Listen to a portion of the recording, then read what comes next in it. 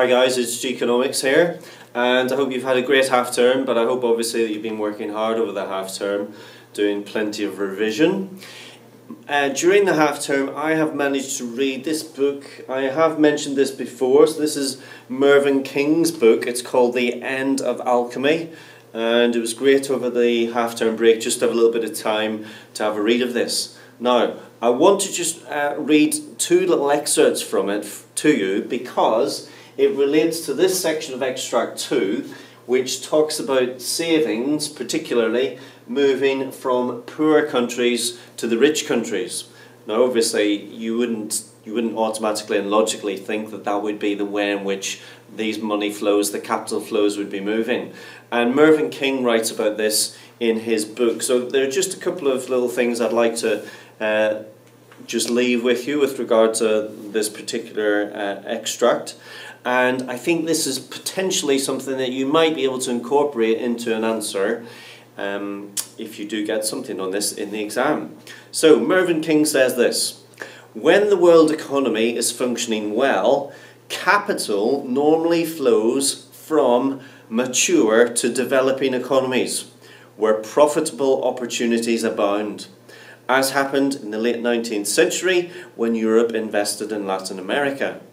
A strange feature of the savings glut, so remember we're talking about a savings glut here, in other words an excess of savings, particularly within the Chinese economy, and Mervyn King says a strange feature of the savings glut was that because emerging economies were saving more than they were investing at home, they were actually exporting capital to advanced economies where investment opportunities were more limited. In effect, advanced economies were borrowing large sums from the less developed world. The natural direction of capital flows was reversed. Capital was being pushed uphill, quote unquote uphill. So a tremendous little extract there, and this whole notion of capital flows being pushed uphill, in other words, going in the opposite direction to that which you would normally expect. And then just another little point, he goes on to say, so this is a few pages further on, the US dollar, as the world's reserve currency, was a currency in which China and other emerging markets were happy to invest, not least because its own currency, the yuan or the renminbi, was not convertible into other currencies. There seemed no limit to China's willingness to accumulate US dollars, as outlined in this extract, and that has continued unabated. By the end of 2014, China's foreign exchange reserves exceeded $4 trillion.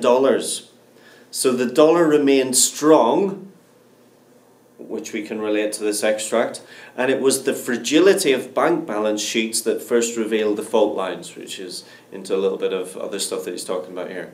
But that whole notion of foreign exchange reserves, 4 trillion, and that helping to keep the value of the dollar propped up could be an evaluative comment with regard to why, in spite of the depreciation of the effective exchange rate index, the size of the US current account deficit did not fall as much as one might have expected. So I'll leave that with you, ladies and gentlemen, and I commend that book to you if you get a chance in the future. Mervyn King, it's called The End of Alchemy, and I'll leave it at that for today, ladies and gents. Bye for now.